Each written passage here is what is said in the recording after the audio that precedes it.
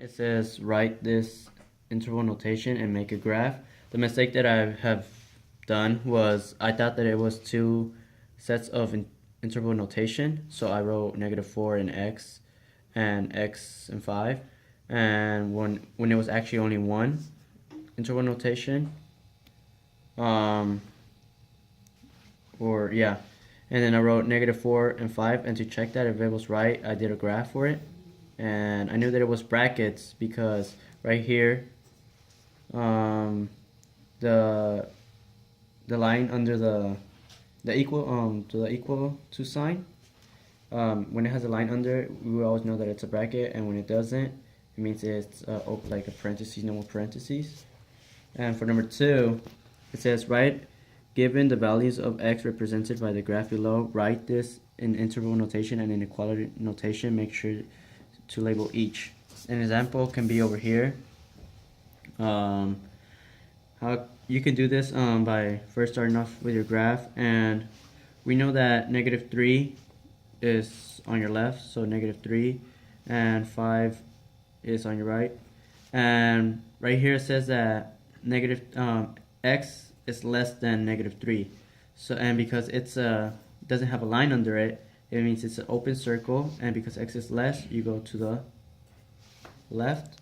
And over here, x, it says that 5 is greater than x. No, that x is greater than 5, sorry.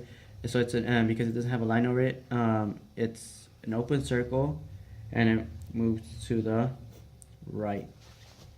And in interval notation, it's going to be -infinity, and it's -infinity because it keeps on going, and it's going to be -3.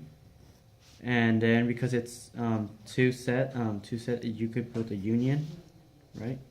And then right over here it's going to be 5, and it's going to be, because it's open parentheses, and it's going to be positive infinity because it keeps on going to the right. And for number 3,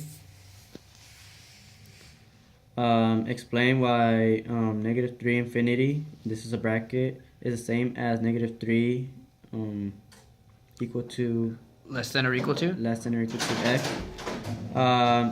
For me, this is not the same because you can say I'll call it the little crocodile. It does not have a line under it.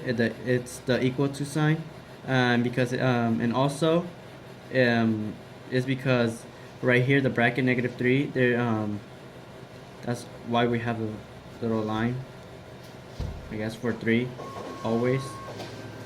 And then yeah,